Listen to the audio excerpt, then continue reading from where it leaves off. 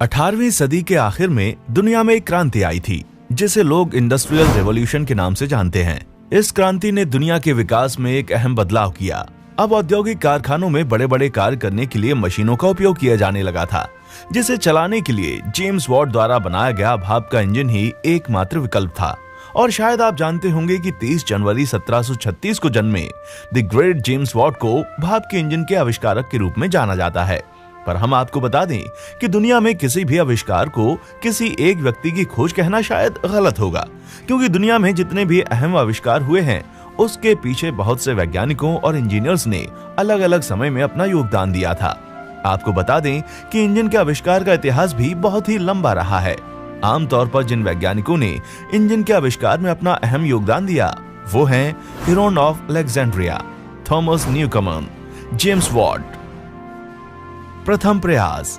अगर इतिहास के सबसे पहले भाप के इंजन की बात की जाए तो उसे पहली सदी में बना लिया गया था, जिसे यूनान के रहने वाले एक इंजीनियर और मैथमेटिशियन हीरोइन ऑफ अलेक्जेंड्रिया ने बनाया था, जिसका नाम उन्होंने एईओ लिपेल रखा था, जिसे बाद में लोगों ने हीरोन इंजन नाम दिया। वास्तव में एक स्टीम टरबाइन थी ये, जो कंटेनर में रखे पानी के गर्म होने पर चलती थी। बता दें कि इसके इस आविष्कार में एक गेंदनुमा बड़े कंटेनर में पानी भर दिया जाता था, जिसमें दो तरफ से नोजल लगाए गए थे, और फिर पानी से भरे गोल कंटेनर को पाइवट के जरिए टांग दिया जाता था और फिर पानी को गर्म किया जाता था।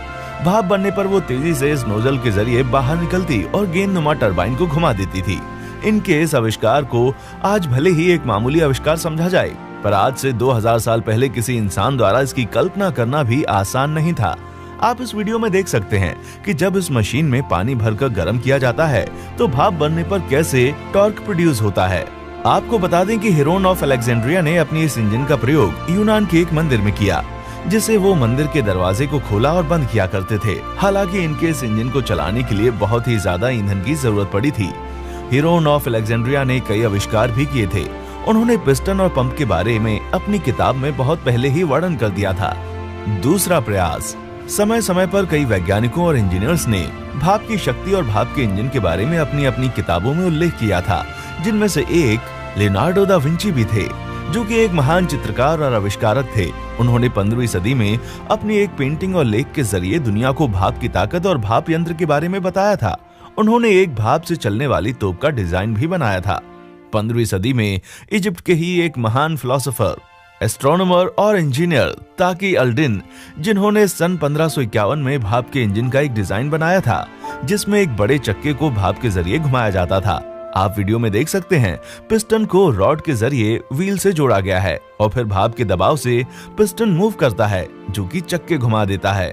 सन 1648 में जॉन विकिंस नामक एक इंजीनियर ने ताकी अल-दिन की थ्योरी पर काम करते हुए एक स्टीम टरबाइन का निर्माण किया था। तीसरा प्रयास। सन 1664 में जन्मे ब्रिटिश इंजीनियर थॉमस न्यूकमन को दुनिया का पहला प्रैक्टिकल फ्यूल बर्निंग इंजन बनाने का श्रेय दिया जाता है। आपको बता दें कि थॉमस न्यूकमन ने सन 1712 में एक एटमॉस्फेरिक इंजन का आविष्कार किया था, जिसे आम भाषा में न्यूकमन इंजन कहा जाता है। उनका ये इंजन एटमॉस्फेरिक प्रेशर और स्टीम प्रेशर में हुए अंतर की वजह से बने वैक्यूम पर आधारित था। 18वीं सदी की शुरुआत में पूरे यूरोप में खदानों में पानी भर जाने की वजह से बहुत ज्यादा नुकसान हो जाता था। इस समस्या से निजात पाने के लिए न्यूकमन ने इस इंजन का आविष्कार किया था। इस आविष्कार के बाद पूरे इंग्लैंड और पूरे यूरोप में इनके बनाए हुए इस इंजन को खदानों में से पानी निकालने के लिए प्रयोग किया जाने लगा। आप जो स्क्रीन पर अभी देख रहे हैं वो न्यूकमन के बनाए हुए इंजन का एनिमेटेड पार्ट है। आप देख सकते हैं कि नीचे भट्टी है जो बॉयलर में रखे पानी को गर्म करके ढेरों मात्रा में भाप पैदा करती है, जो स्टीम इनलेट के वाल्व के खुलते ही सीधे कंडेंसिंग सिलेंडर में चली जाती है और इस स्टीम प्रेशर से पिस्टन ऊपर की तरफ चला जाता है और फिर अचानक वाल्व बंद करके ठंडा पानी कंडेंसिंग सिलेंडर में छोड़ दिया जाता है, जो कि भाप को तेजी से ठंडा करके पानी में बदल देती है और इस प्रक्रिया से सिलेंडर में वैक्यूम क्रिएट होता है, जिससे पिस्टन तेजी से नीचे की तरफ आ जाता है। या यूं समझिए कि जब भाप का दबाव कम होता है तब एटमॉस्फेरिक प्रेशर बढ़ जाता है, जिससे पिस्टन नीचे की ओर चला जाता है और ये प्रक्रिया बार बार होती रहती है। अब कई लोगों के मन में ये सवाल आ रहा होगा कि कंडेंसिंग सिलेंडर में इतनी ज्यादा भाप थी तो फिर पानी डालने से अचानक भाप इतने कम पानी में कैसे बदल गई। तो आपको बता दें कि 1 लीटर पानी का जब भाप बनता है तो 1700 लीटर पानी की जगह के बराबर हो जाता है। न्यूकॉमेन के इस इंजन से खदानों को तो काम में लिया जाने लगा, मगर उनके इस इंजन की गति बहुत ही कम थी और साथ ही इसको प्रयोग में लाने के लिए बहुत ज्यादा मात्रा में ईंधन खर्च होता था। पर जो भी हो, वास्तव में ये दुनिया का पहला भाप इंजन था। चौथा प्रयास, जेम्स वॉट, जिन्हें भाप के इंजन का असल आविष्कारक माना जाता है। जेम्स वॉट का जन्म 19 जनवरी 1736 को स्कॉटलैंड में हुआ था। उनके पिता शहर के एक मशहूर व्यक्ति और जलपोत निर्माता थे। जेम्स बचपन से ही अपने पिता के साथ कारखाने में जाते थे और छोटे बड़े मशीन के सामानों को बनाने में दिलचस्पी लेने लगे थे। सर्दी की एक रात उन्होंने देखा कि जिस केतली में चाय उबलने के लिए रखी थी, उसका ढक्कन भाप की वजह से बार बार ऊपर की तरफ उठ रहा था। उन्होंने ढक्कन के ऊपर एक हल्का सा सामान रख दिया, फिर भी भाप के दबाव से ढक्कन उठने लगा। उस दिन उन्होंने भाप की शक्ति को पहचाना और उसका उपयोग करने की योजना बनाई। 1753 में उनके माता की अचानक मृत्यु और पिता के कारोबार में घाटे ने उन्हें कम उम्र में काम करने पर मजबूर कर दिया। बाद में वो घड़ी निर्माता के यहाँ काम करने लगे थे। 1757 में उन्होंने अपना एक छोटा सा वर्कशॉप भी खोल लिया था, जहाँ वो मशीनरी उपकरणों को ठीक करने लगे थे।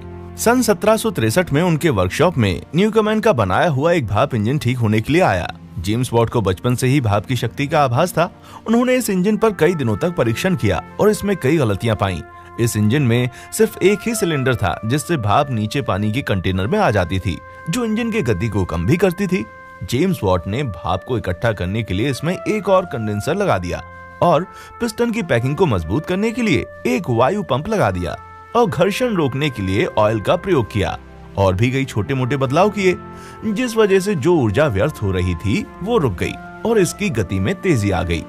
इस तरह उन्होंने 1776 में एक सफल भाप का इंजन बनाया। भले ही उन्होंने न्यूकॉमेन के बनाए गए इंजन में सुधार किया था, पर आधिकारिक तौर पर जेम्स वॉट को ही भाप के इंजन का आविष्कारक माना जाता है। समय समय पर उन्होंने अपने इस इंजन में कई बदलाव करके इसमें काफी सुधार लाया था। इस आविष्कार की बदौलत उन्होंने काफी दौलत और शोहरत भी कमाई थी। फिर 25 अगस्त 1819 को इंग्लैंड में उनका देहांत हो गया। पांचवा प्रयास, रुडोल्फ डीजल। अभी तक हमने जितने भी आविष्कारों के बारे में इस वीडियो में जिक्र किया, उन सब इंजनों का प्रयोग आज के समय में लगभग पूरी तरह से बंद हो चुका है। पर सन 1858 में जन्मे रुडोल्फ डीजल ने 1897 में डीजल इंजन बनाकर एक कीर्तिमान रच दिया था।